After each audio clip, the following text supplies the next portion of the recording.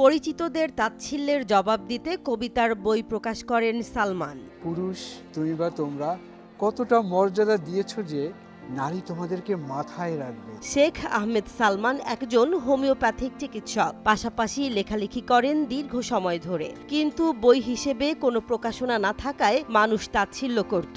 এ কারণে নিজের জমানো কবিতাগুলো একসাথে করে বই প্রকাশ করেন তিনি। এক্সকিউজ মি, একটু কথা বলতে পারি আপনাদের সঙ্গে? সময়?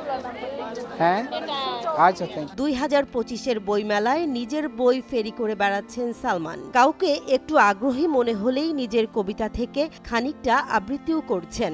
বাড়তি রোজগার কেনা চায়, বাহবা দেয় লোক, বাড়ি একটা আরো হোক, আপনজনেও চায়, একটার বেশি বউ করলে বরের ছাড় নাই, এত স্বাদের স্বামীকে সে কলার চেপে মারে, লাজ লজ্জায় স্বামীটি হায়, কথা কয় না রে। গায়ে টি শার্ট জড়িয়ে হাতে দুটি বই নিয়ে পাঠকদের কাছে গিয়ে এভাবেই বই বিক্রি করছেন উদ্যমী মানুষটি। প্রাইস কত ভাই? 250, আপনার 25% লেস করে 190 টাকা। সুসজ্জিত কোনো স্টলে নয়, অমর একুশে গ্রন্থমেলা 2025-এ পায়ে হেঁটে নিজের লেখা কবিতার বই বিক্রি করছেন ডাক্তার শেখ আহমেদ সালমান। পুরুষ তুমি বা তোমরা কতটা ছাড় দিয়েছো যে স্ত্রী তোমাকে মনে রাখবে। ডাক্তারি পেশার পাশাপাশি 1996 সাল থেকে লেখালেখি শুরু করেন তিনি। ডাক্তার সালমান জানান, প্রচার প্রচারণায় বিশ্বাসী না থাকার কারণে বই প্রকাশ করার ইচ্ছা ছিল না তার। পুরুষ তুমি বা তোমরা যা যা করেছো তার বা তাদের সাথে, তা হলো বঞ্চনা, অবহেলা আর ঘৃণা।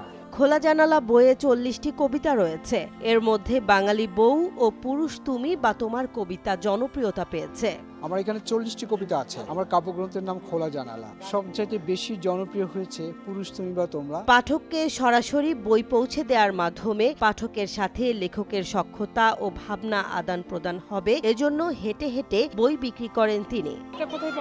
রাধ্য প্রকাশে 233 নং স্টল। নিজের লেখা একদিন জাতীয় ও আন্তর্জাতিক পর্যায়ে পৌঁছে যাবে, এমন স্বপ্ন দেখেন ডাক্তার সালমান।